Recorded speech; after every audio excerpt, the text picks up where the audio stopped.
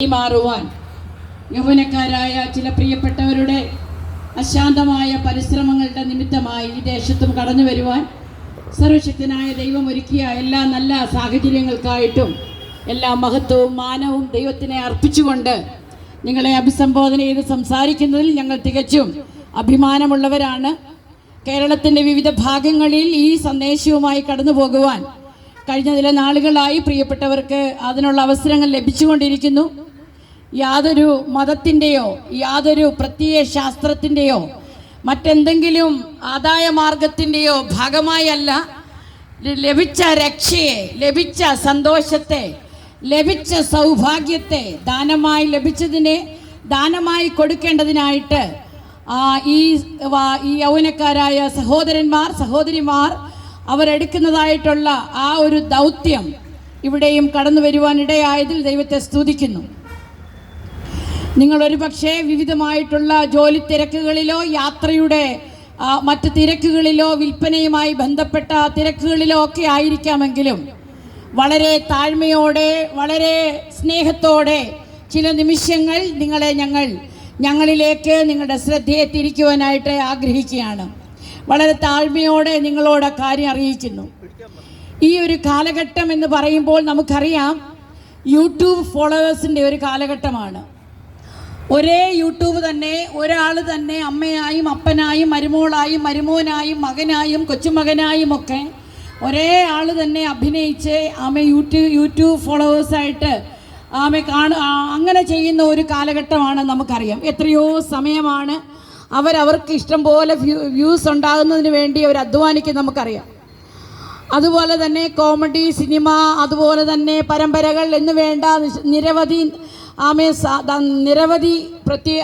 ഈ YouTube viewers ഉണ്ടെന്ന് നമുക്കറിയാം.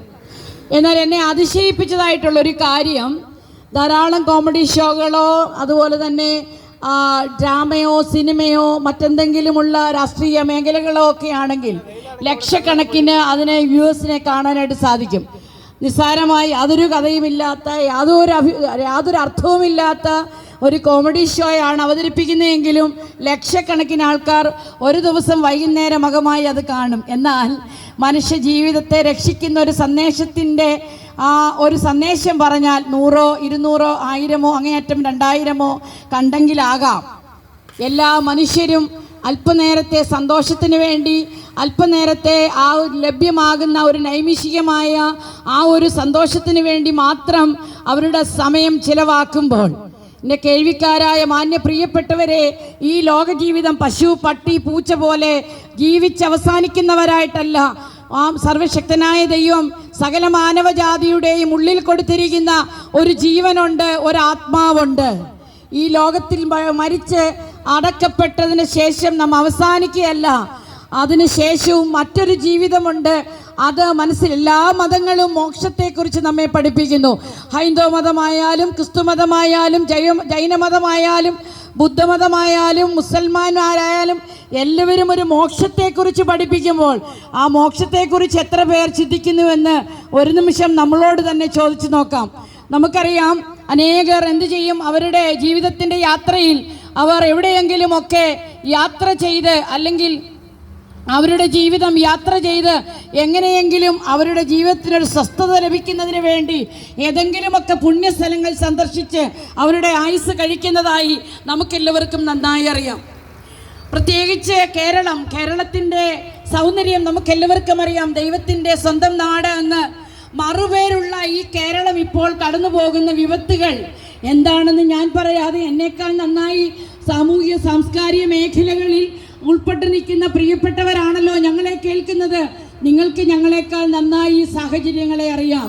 അതിനെ വിലയിരുത്തുവാൻ, അതിൻ്റെ മൂല്യങ്ങളെ, ധാർമ്മികതകളെ, അനാധർമ്മികളെ ഒക്കെയും വിലയിരുത്തുവാൻ കഴിവുള്ള ബുദ്ധിയുള്ള ജനമാണല്ലോ നാം ഓരോരുത്തരും. എന്നാൽ അങ്ങനെയൊക്കെ തന്നെ ആയിരിക്കുമ്പോഴും നമ്മുടെ ജീവിതത്തിനകത്ത് പറ്റിക്കൂടിയ ഏകാന്തമായ അനുഭവം എല്ലാ മനുഷ്യനും, ഡോക്ടറായാലും വക്കീലായാലും മന്ത്രിയായാലും ധനവാനായാലും പാവപ്പെട്ടവനായാലും ദരിദ്രനായാലും യാചകനായാലും എല്ലാവരുടെയും ജീവിതത്തിൽ ഒരു ഏകാന്ത ജീവിതമുണ്ട്. സൊസൈറ്റിക്ക് മനസ്സിലാക്കാത്ത, സമൂഹത്തിന് മനസ്സിലാക്കാൻ പറ്റാത്ത, കൂട്ടുകാർക്ക് മനസ്സിലാക്കാൻ പറ്റാത്ത ഒരു ഏകാന്ത ജീവിതം സകല മനുഷ്യരുടെയും ജീവിതത്തിലുണ്ട്. എത്ര വലിയൊരു ഡോക്ടറായാലും അവനുള്ളൊരു ഏകാന്തത മുഴുവനായാൽ, ഏകാന്തത അവനെ ഭരിക്കാൻ തുടങ്ങിയാൽ എത്രയും വേഗം അവനവൻ്റെ ജീവിതം അവസാനിപ്പിക്കും. അത് ഏത് മേഖലയിലുള്ളവർക്കും. എന്നാൽ ഒരു നിമിഷം നിങ്ങളൊന്ന് ഓർക്കണമേ, ഇവിടം കൊണ്ട് അവസാനിക്കുന്നതല്ല നമ്മുടെ ജീവിതം. നമുക്ക് വിലയേറിയ ഈ ഒരു ജീവിതം സമ്മാനിച്ച ഒരു സർവശക്തനായ ദൈവമുണ്ട്. ഒരമ്മയ്ക്കും അപ്പനുമായി നാം പിറക്കുവാനിടയായെങ്കിൽ അതിൻ്റെ പിറകിൽ ഒരു ദൈവത്തിൻ്റെ ശക്തിയുണ്ട്. ഒരു മനുഷ്യനെ പിറക്കുവാൻ ഒരു മാതാപിതാക്കളെ ദൈവം ഈ ഭൂമിയിൽ അനുവദിച്ചിട്ടുണ്ടെങ്കിൽ നമ്മുടെ ഉള്ളിൽ പകർന്ന ഒരു ദിവ്യമായ ഒരു ആത്മാവുണ്ട്. ആ ആത്മാവിൻ്റെ നാശമില്ലാത്ത ഒരവസ്ഥയിലേക്ക് എത്തിച്ചേർക്കുന്നതിന് ഈ സന്ദേശം നിങ്ങൾക്ക് അനുഗ്രഹമാകട്ടെ എന്ന് ഞങ്ങൾ വളരെ ആത്മാർത്ഥമായിട്ട് പ്രാർത്ഥിക്കുന്നു. എൻ്റെ വായനയിൽ ലഭ്യമായ ഒരു കാര്യം, ഇംഗ്ലണ്ടിൽ ഒരു ഡോക്ടർ ഉണ്ടായിരുന്നു. അദ്ദേഹം തൻ്റെ ജോലിക്കൊക്കെ ശേഷം വിരമിച്ചതിന് ശേഷം തൻ്റെ ഭവനത്തിൽ താൻ വിശ്രമിക്കും കാലം താൻ ഒരു സന്ധ്യാസമയം ആ തെരുവുകളിലൂടെ നടന്നു പോകുമ്പോൾ അദ്ദേഹത്തെ വളരെയധികം ചിന്തിപ്പിച്ച ഒരു കാഴ്ച കണ്ടു. ഒരു നായി, കുറേ കുട്ടികൾ, തെരുവ് കുഞ്ഞുങ്ങൾ അതിനെ വളരെ ഉപദ്രവിക്കുകയും കല്ലെടുത്തെറിയുകയും ഒക്കെ ചെയ്യുന്നു. ആ നായ്ക്ക് ഓടി രക്ഷപ്പെടാൻ കഴിയാത്തത് മുഖാന്തരം ഈ കല്ലേറുകളും കുഞ്ഞുങ്ങളുടെ ഈ കുസൃതികളുമൊക്കെ അനുഭവിച്ച് അവിടെ കിടന്നപ്പോഴാണ് ഈ ഡോക്ടർ ആ വഴി വന്നത്. അദ്ദേഹം ഒരു ഡോക്ടർ ആയതുകൊണ്ട് അദ്ദേഹത്തിൻ്റെ ഉള്ളിലെ നല്ല മനുഷ്യൻ എഴുന്നേറ്റു.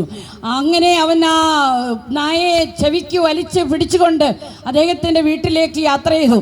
അങ്ങനെ അവിടെ ചെന്നതിന് ശേഷം അവന് പാലും ബിസ്ക്കറ്റും ഒക്കെ കൊടുത്തതിന് ശേഷം അവൻ്റെ ഒടിഞ്ഞ കാലുകളെ ശുശ്രൂഷിച്ച് ഒരു ചെറിയ ഒരു പലക കഷ്ണമൊക്കെ വെച്ച്